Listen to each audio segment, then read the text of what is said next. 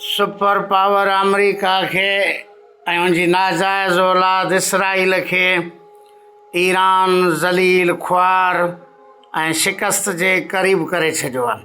पूरी दुनिया हैरान आहे त हीउ छा थी वियो। एॾी सुपर पावर ताक़त, जदीद टेक्नोलॉजी, एॾा हथियार, उनजे बावजूद बि ईरान झुकण जे लाइ तयारु न आहे ऐं लाॻीतो मुसलसिल मुक़ाबिलो करे रहियो आहे ऐं मज़लूम अवाम उतां जी बेहद माण्हू उतां जा बिल्कुलु शहीद थिया आहिनि, वॾी क़यादत, हर शइ, पर उनजे बावजूद बि का उन्हनि खे परवाह कान्हे ईरान खे इन सिलसिले में का बि कंहिं बि हवाले सां।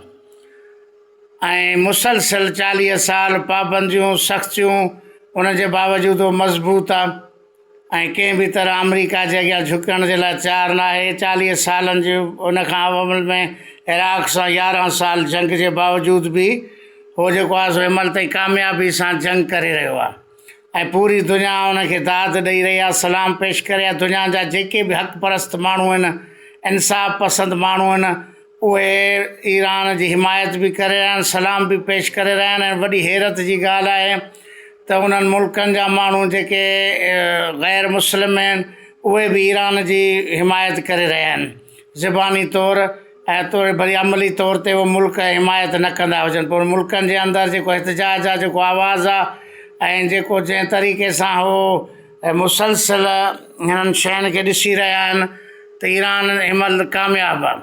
पर उनजे बावजूदि सिंध में जेको लिबरल तबिको आहे ऐं इस्लाम खां, दीन खां परे ऐं शहवत परस्त, हवस परस्त जेके इहो चाहींदा आहिनि त मर्द ऐं औरतूं गॾु घुमनि, खाइनि, पीअनि पार्कनि में, हर जाइ ते, उन्हनि खे तमामु घणी तकलीफ़ आहे। उन्हनि अञा इन सिलसिले में ईरान जी उहा हिमायत न कई आहे जेतिरी करणु खपे। हालांकि उहे पाण खे तरक़ी पसंद, क़ौम परस्त, कम्यूनिस्ट अलाए छा छा सॾाईंदा आहिनि, मज़लूमनि जा हामी, अमरीका जा सख़्तु मुख़ालिफ़, अमरीका खे साम्राज सम्झंदे उनजे ज़ुल्मनि ख़िलाफ़ु एहतजाज बि कंदा आहिनि, लिखंदा बि आहिनि। पर हिन वक़्तु उहे ईरान जी हिमायत में एतिरा न आहिनि, जंहिंजो सबबु इहो आहे त उहो रुॻो मुलनि जी हुकूमत आहे सम्झनि त ईरान में मुलनि जी हुकूमत आहे, जंहिं औरतुनि खे जेको आहे आज़ादी न ॾिनी आहे, जेकी उहे चाहिनि था त घुमण फिरण। जीअं वॾी हैरत जी ॻाल्हि इहा आहे त फेसबुक ते उहे माण्हू वरी फ़ोटू पुराणा रखी ऐं ईरान जी अञा बि मुखालफ़त था कनि। शाह खां जी हुकूमत में जेकी उते अयाशी हुई, औरतूं मर्द जेके गॾु हूंदा हुआ होटलनि में, पार्कनि में ऐं हर जाइ ते शराब खाननि में, उहे फ़ोटूं रखी त हे ॾिसो अहिड़ो ईरान ज़बरदस्त क़िस्म जो ईरान हो।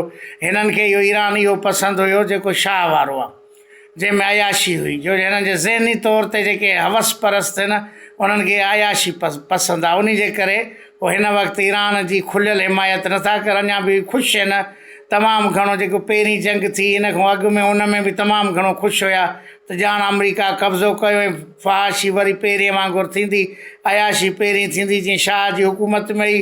हाणे बि हिन में हिन त ॼाण जेको हुकूमत ख़तमु थी ऐं शाह जी हुकूमत ईंदी, उनजो पुटु ईंदो, वरी साॻी अयाशी ऐं फहाशी थींदी। ख़बर न आहे हिन अयाशी ऐं फहाशी में हिननि अदीब लॾे खे, लिबरल लॾे खे फ़ाइदो अलाए कहिड़ो थो पए। हिन वक़्त ताईं बि जेके हिन जूं पोस्टूं आहिनि उहे चिड़ ॾियारींदड़ आहिनि, जो हुननि जे ज़हन अयाश परस्त आहे, हवस परस्त आहे। माना जेको हे चाहींदा आहिनि त हिते बि सिंध में बि ईअं ई हुजे ऐं हर जाइ ते इहो हुजे, इहो ख़बर न आहे हिननि जे ज़हननि में एॾी अयाशी छो भरियलु आहे, हवस परस्ती छो भरियलु आहे। हालांकि हिननि खे ईरान जी तारीख़ जी का ख़बर न आहे त केॾी मज़बूत क़ौम आहे, उतां जो निज़ाम छा आहे ऐं उते शख़्सियतूं जेकॾहिं वॾियूं हलियूं वञनि त उनजी जाइ ते कीअं उहो सिंध वांगुरु सम्झंदा आहिनि। सिंध में हिकिड़ो को माण्हू वॾो लीडर या वॾी का शख़्सियत कंहिं पार्टी जो अॻुवान जेकॾहिं गुज़ारे वञे थो, क़तलु थी वञे थो, त उनजी जाइ ते ॿियो को नथो अची वञे। जीअं हिन वक़्तु तव्हां सिंध जे सियासी पार्टियुनि, क़ौम परस्तनि पार्टियुनि जी हालत ॾिसो था त मर्कज़ी सदर उहे आहिनि जेके ज़िले सदर जे बि क़ाबिल मस आहिनि, त ज़िले सदर जी लेवल जा माण्हू मर्कज़ी सदर ऐं चेयरमैन थी विया आहिनि। उहो बि सिंध वांगुरु सम्झंदा त हिकिड़ो वियो ॿियो जी जाइ ते नथो अचे। लेकिन ईरान जो जेको निज़ाम आहे उहो इन तरह जो सिंध वारो कोन्हे, छो जो जीअं इनक़लाब शुरू में ई 1979 में इनक़लाब आयो त जुमे जी निमाज़ में मस्जिद में अमरीका बम धमाको करायो, जंहिंमें 70 जेके शहीद थिया उहे सभु आला पाए जा लीडर ऐं अॻुवान ऐं आलिम हुया। हिक ई धक में 70 माण्हू शहीद थी वञनि, पोइ बि ईरान खे को फ़र्क़ु न पियो। उन 70 माण्हुनि में सदर, वज़ीर आज़म, चीफ जस्टिस ऐं वॾा आलिम ऐं वॾा जेको आहे सो माण्हू क़ाबिल हुन में हुआ, पोइ फ़र्क़ु न पियो।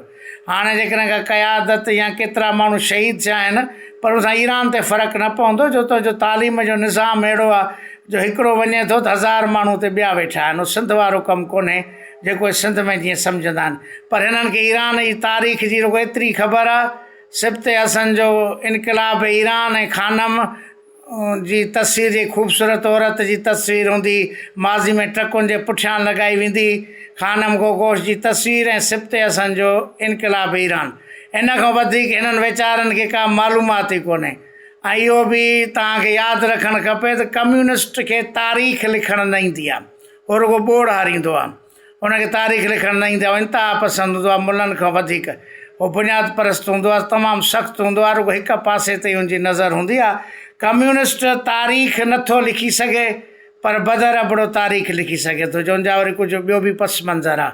जीअं हंगलाज ऐं लाहौर ते बदर अबड़े जो किताबु लिखियो आहे, इहो को बि कम्यूनिस्ट नथो लिखी सघे। सो सवाइ सिब्ते हसन जे किताब जे हिननि वीचारनि खे बि का बि ईरान जे बारे में मालूमात कोन्हे। हिन इंतज़ार में हिन हुकूमत वेंदी, वरी जेको आहे सो अयाशी ऐं फहाशी आम थींदी, पर ईअं न थी सघंदो। हुतां जी अवाम जेको आहे सो तमामु घणी मज़बूत आहे ऐं कंहिं बि तरह जेको आहे सो झुकण जे लाइ तयारु न आहिनि।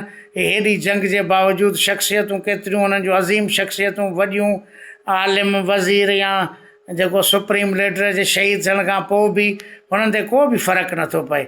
इहो हे पंहिंजी ज़हनियत जेको आहे सो ज़ाहिर कनि था त हिननि जी ज़हनियत जेकी अयाशी ऐं फहाशी हिननि जे ज़हननि में एतिरी भरियल आहे जो हिन वक़्तु ईरान जे अञा मुल्हनि जी हुकूमत उनखे करार ॾेई मुखालफ़त कनि था। अमरीका जहिड़े ज़ालिम जी बि अञा ताईं मज़म्मत नथा करे सघनि, पर इहो पंहिंजो पाण खे ज़लील ख़्वार ऐं अञा बि ॾींहों ॾींहुं वधि के ज़ाहिर कंदा था वञनि।